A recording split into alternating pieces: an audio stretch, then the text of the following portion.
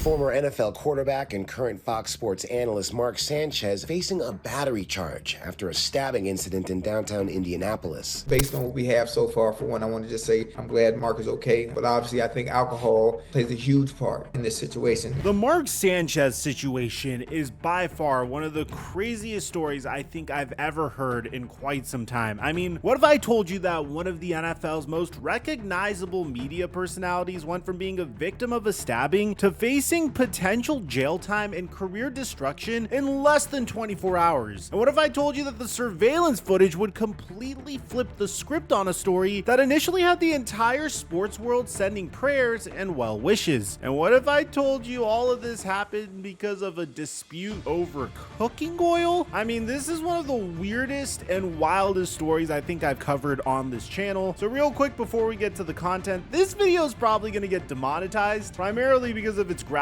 nature. So if you get triggered really easily, this is your opportunity to click off of the video. And if you can take a moment to leave a like to boost this video in the algorithm as a result of it getting demonetized, that would mean the world to me. And to help us with the actual monetization aspect of it, this video is sponsored. We had a generational week on PrizePicks, turning $385 into $1,070 through a combo of my picks on Instagram and our Discord server with Fantasy Aces, which is the WAP link in the description down below. And so many of you guys have been letting me know in my DMs and by shouting me out in your Instagram story, so I wanted to give you guys a brief shout out right here as well. I'm just happy we're all making really good money. I'm gonna give you guys some picks for Monday Night Football, but first, make sure you sign up for PrizePicks using my link in the description down below, or just use my promo code Mikerophone to get $50 when you make a play of $5 or more. And then enter these plays for Monday Night Football. I have Travis Etienne having a good fantasy day with a fantasy score of at least 13, Travis Kelce getting 3 receptions, Harrison Butker making at least 2 PATs, and Logan Cook punting the football more than 4 times. I'm putting down $50 to potentially make $225, and thank you PrizePicks for today's sponsor. Mic check 1 2 1 2. What's going on, everybody? So before we get to this insane story, we got to talk about how we got here. For those of you guys who don't know, Mark Sanchez is a name that's been floating around the NFL world for nearly 2 decades now. The guy was USC's golden boy back in 2008, leading the Trojans to a Rose Bowl victory and putting up 413 passing yards and 4 touchdowns in that game. He was so good that the New York Jets couldn't resist drafting him 5th overall in 2009, even though the legendary Pete Carroll famously said that he needed more experience. And you know what? Originally, the Sanchez delivered early on. He did something that only one other quarterback in NFL history had done right before him. He led the Jets to back-to-back AFC championship games in his first 2 seasons. That's right, the same franchise that's been a punchline for decades was knocking on the door of the Super Bowl because of Mark Sanchez. Sanchez finished his career with 15,357 passing yards, 86 touchdowns, and 89 interceptions over 10 seasons. But here's the thing about Mark Sanchez's career: if you say his name to any football fan, they probably aren't thinking about those near Super Bowl runs. They're thinking about one specific moment, one play that became so infamous it literally has its own Wikipedia page. I'm talking about the butt fumble.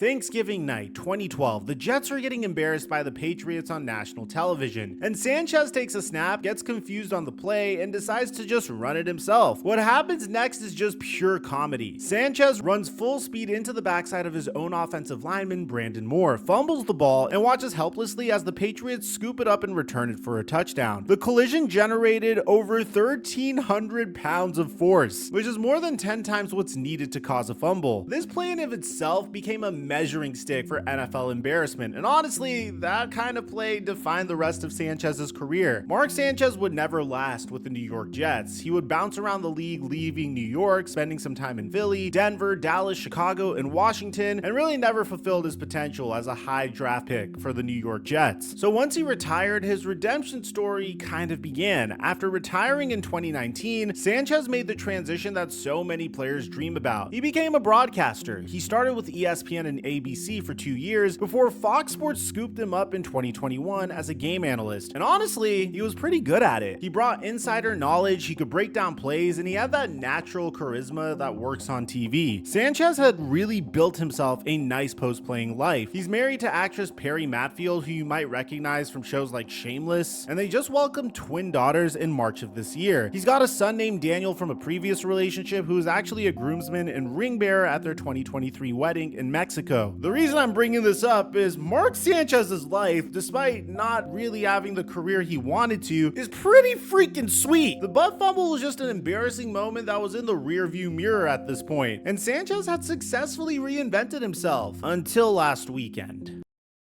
On Saturday, October 4th, 2025, the sports world woke up to shocking news. Reports started flooding in that Mark Sanchez had been stabbed in downtown Indianapolis and was in critical condition at a local hospital. He was in town to work the Raiders versus Colts game for Fox, and suddenly, he's fighting for his life. Fox Sports released a statement saying Sanchez was in stable condition and asking for privacy, and everyone assumed the same thing, that Sanchez was the victim of some random act of violence, and thank God he was okay. The entire sports world rallied around him. His former team, the Jets, tweeted out, "We're sending out our thoughts and love to Mark Sanchez and his family, hoping for a speedy recovery, 6, using his old jersey number." Former teammates sent well wishes. Fans were genuinely concerned. And then just hours later, everything changed. Indianapolis police dropped a bombshell. Not only was Mark Sanchez not the victim, but he was being arrested right there in his hospital bed while still recovering from stab wounds. Mark Sanchez was arrested on 3 misdemeanor charges: battery with injury, unlawful entry of a motor vehicle, and public intoxication. Wait, what?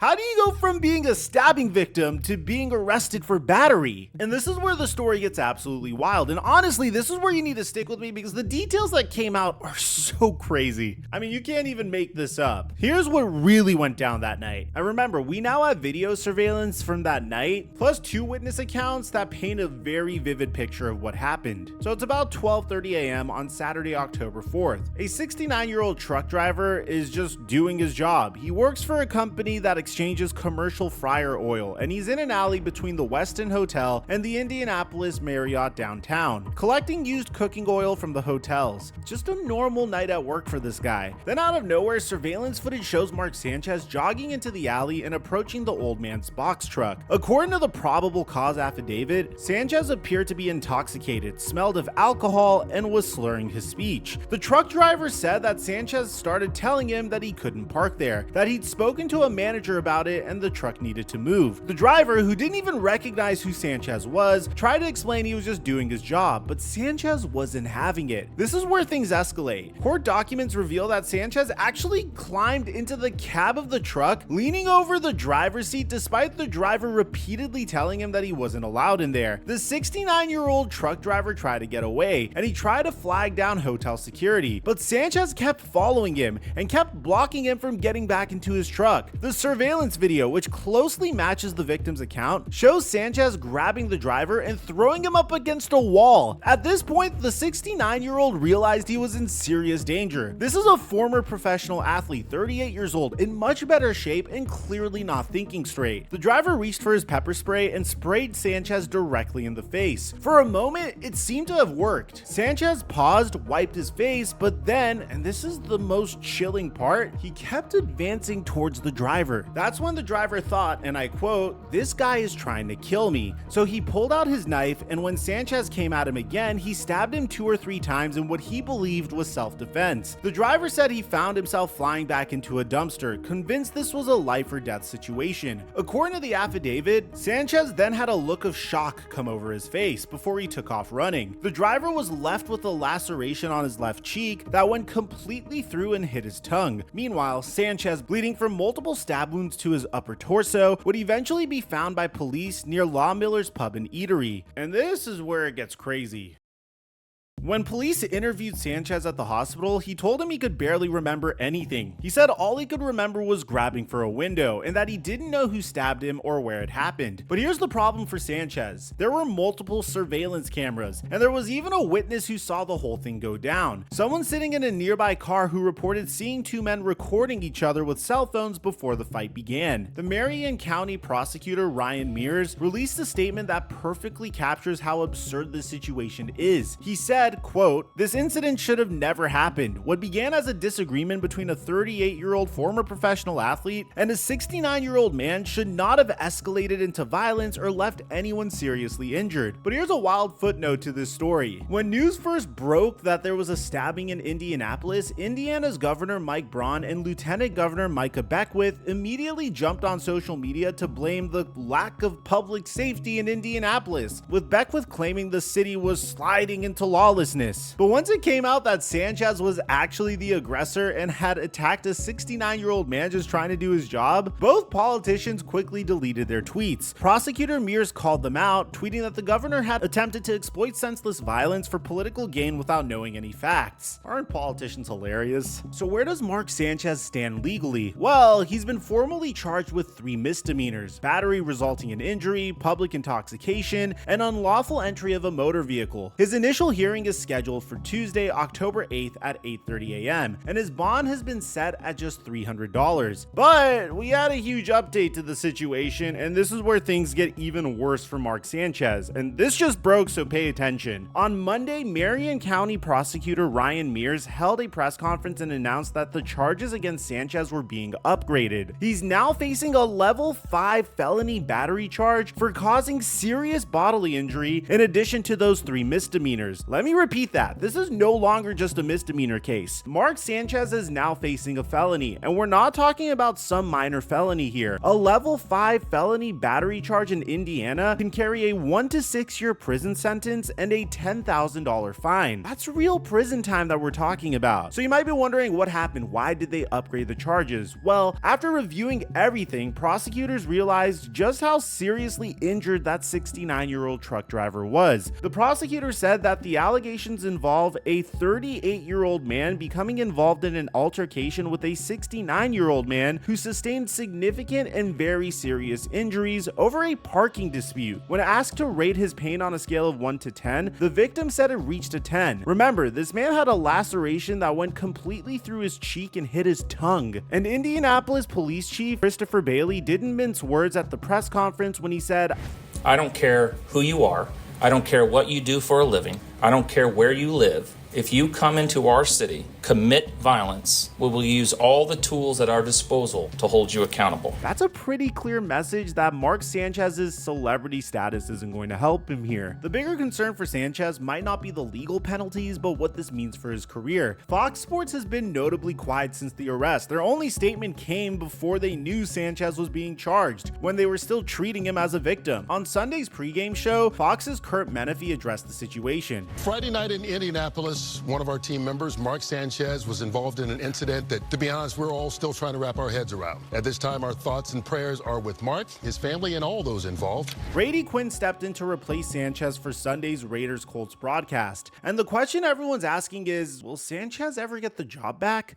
Look, the reality is that Fox Sports and any major network has to consider their brand. This is a network that's still trying to recover from the Joy Taylor controversy, which we made a video on about 3 months ago if you guys want to check it out. But they obviously can't have an on-air personality who's facing charges for allegedly attacking a 69-year-old man while intoxicated. Even if Sanchez beats these charges or pleads them down, the video footage exists, the story exists. And in today's social media world, that stuff doesn't just disappear. We've seen networks part with talent for far less. And here's the thing, Sanchez was already fighting against the legacy of an embarrassing video in the form of the butt fumble for his entire broadcasting career. And to be honest, he'd done a good job of moving past it, of showing he had some value beyond being a punchline. But this is potentially career ending. Some people are saying this is worse than the butt fumble. At least that was just a bad football play. This is allegedly attacking an older working class guy who was just trying to do his job in the middle of the night. The optics couldn't be worse. Now let's talk about the human element here. Mark Sanchez just became a father to twin girls 7 months ago. He's got a family, he's got a career, he's rebuilt from scratch, and in one night of what appears to be terrible decision making while under the influence, he's thrown it all into jeopardy. What makes the story even more bizarre is just how avoidable it all was. If Sanchez had just stayed in his hotel room, if he hadn't been drinking to the point of public intoxication, if he hadn't decided to confront a stranger about where they were parked, none of this happens. The 69-year-old driver doesn't get slashed across the face. Sanchez doesn't get stabbed. Fox doesn't have to scramble to find a replacement broadcaster. And most importantly, Sanchez doesn't potentially lose everything he's built. There are reports that Sanchez was even doing wind sprints in the alley before the incident, which paints a picture of someone who's clearly not in their right mind. Whether that's due to alcohol or some other substance or just a complete mental break, we don't really know yet. What we do know is that the video evidence apparently closely aligns with the truck driver's version of events, and that's not good for Sanchez. The prosecutor has made it clear that they'll follow the facts and the law wherever they lead, and right now, those facts don't look favorable for the former Jets QB. So where do we go from here? Well, Sanchez has a court date on Tuesday. Fox Sports needs to make a decision about Sanchez's future with the network. Though, let's be honest, with a felony charge now on the table, that decision is probably already made, and the court of public opinion has already largely turned against him. This might be the most dramatic fall from grace we've ever seen in sports media in years. And believe me, we've been covering a lot of falls from graces recently. Imagine if Shannon Sharpe got fired for his lawsuit, then what's going to happen to Mark Sanchez? We've gone from Sanchez being a victim deserving sympathy to Mark Sanchez being arrested on misdemeanors to now Mark Sanchez facing a felony that could send him to prison for up to 6 years. And the wildest part is this all happened within a span of 72 hours. One thing's for certain, Mark Sanchez's name will be in the headlines for all the wrong reasons once again. The butt fumble was embarrassing, but this could be career and life altering. And with the charges now upgraded to include a felony, we're not talking about a slap on the wrist anymore. We're talking about the very real possibility of Sanchez serving 1 to 6 years in prison. That's not probation, that's not community service, that's actual prison time. Think about that for a second. A guy who was on national television calling NFL games just days ago could be behind bars within a year if convicted. A father of newborn twins and a young son could be separated from his family. A successful broadcaster could lose absolutely everything because of one night of terrible decisions. The story is still developing, and I'll keep you updated as more details emerge, but right now, this has to go down as one of the most bizarre and unfortunate incidents in recent sports media history, from stabbing victim to felony defendant in less than 72 hours. It's a reminder that things aren't always what they seem, and that one night of bad decisions can unravel years of hard work and potentially cost you your freedom by Saturday night. So let me know in the comment section down below, what do you think is going to happen to Mark Sanchez? Aside from that, I'm your boy Mike, and I'm dropping our mic until our next upload.